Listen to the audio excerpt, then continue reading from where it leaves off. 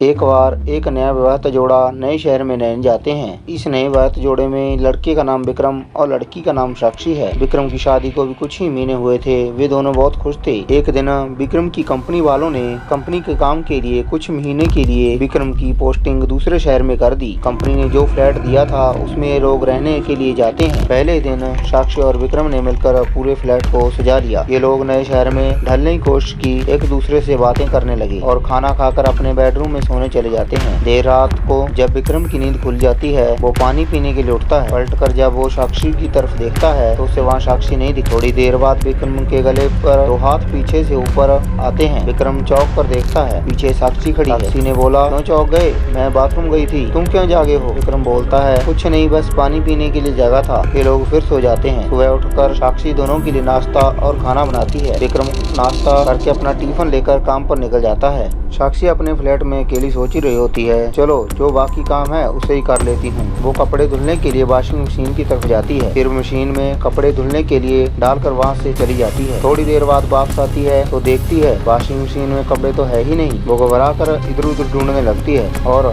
Bedroom में पहुंच जाती है। वहाँ पर सारे गीले कपड़े उसके बिस्तर पर थे। वो ये देख कर समझ नहीं पाती। शाम को विक्रम घर आता है तो उसे सारी बात बताती है। विक्रम इसे एक वहम समझकर काट देता है। रात में दोनों बेडरूम में सोने के लिए चले जाते हैं। तभी रात में किसी की तेज तेज सांस लेने की आवाज विक्रम को सुनाई देती है। विक्रम धुंधली आंखों से बैठता है और मुड़कर देखता है तो वो बिस्तर से डर के मारे गिर जाता है। वो देखता है बिस्तर पर साक्षी के बगल में कोई काला साया सोया है जो एक आदमी की तरह दिख रहा था। विक्रम दौड़कर बाथरूम में जाकर अपनी आंखें साफ करता है और धोता है। फिर वापस आकर देखता है वहाँ कोई नहीं था। विक्रम को लगता है कि ये ठीक से ना सोने की वजह से उसे भ्रम हो गया। इसी तरह एक हफ्ते के बाद दोनों अब तक कई बार डर का सामना कर चुके पर वो उसे भ्रम समझकर टाल देते थे। फिर एक दिन रात में दोनों अपने बिस्तर पर सोए थे। कुछ देर बाद बिस्तर हिलने लगता है। दोनों की नींद खुल जाती है। पहले साक्षी उठती है तो नॉर्मल था, फिर भी वो चेक करने के लिए बिस्तर के नीचे झाँकती है और जैसे ही बिस्तर के नीचे झाँकती है तो उसके बाल पकड़कर बिस्तर के नीचे खींच लेता है। साक्षी चिल्लाती है और विक्रम जाग जाता है और वो बिस्तर से नीचे उतरकर साक्षी को देखता है और देखते ही पीछे की तरफ गिर जाता है। वो देखता है कि किसी काले साये ने साक्षी को पकड़ रखा है और साक्षी के पीछे कोई है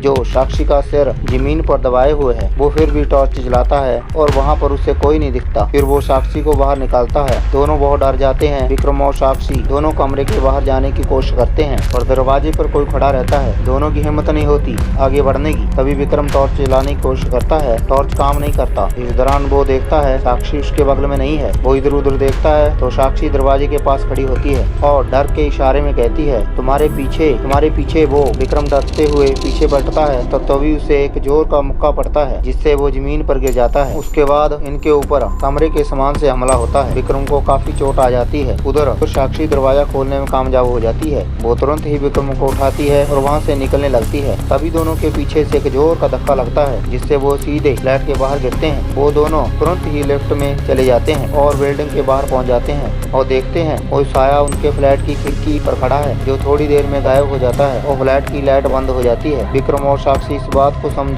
चुके थे ये फ्लैट हॉन्टेड है और वो दोनों दूसरे दिन मैनेजर को भेजकर अपना सामान वहां से निकलवा लेते हैं और कहीं दूसरी जगह शिफ्ट हो जाते हैं। पर यह हादसा आज भी उनकी नींद उड़ा देता है। दोस्तों, आपको यदि हमारी ये कहानी अच्छी लगी हो तो कमेंट शेयर जरूर करना।